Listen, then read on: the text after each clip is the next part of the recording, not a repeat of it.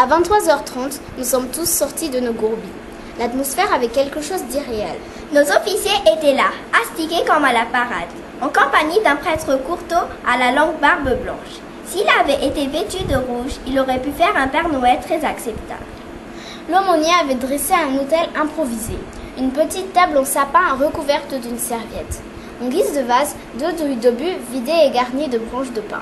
Une troisième servait de socle pour le crucifix. 2 bougies et un ciboire complétaient cet attirail hétéroclite. On s'est réunis en demi-cercle autour de l'autel et la messe a commencé, dans le recueillement le plus total. C'était très impressionnant.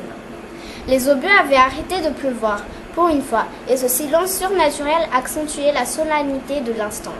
Je n'étais pas un garçon très croyant. J'avais reçu une éducation religieuse, mais les sermons du curé m'avaient toujours barbé. Religieuse, non. J'étais davantage sensible au discours de certains de mes instituteurs, plutôt libres penseurs.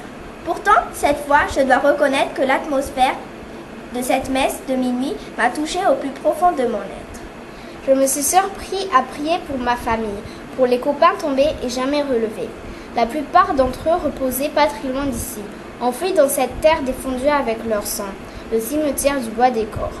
Au sud de notre position comptait déjà plus de 500 tombes. J'avoue que j'ai prié aussi un peu, beaucoup, pour ma pomme.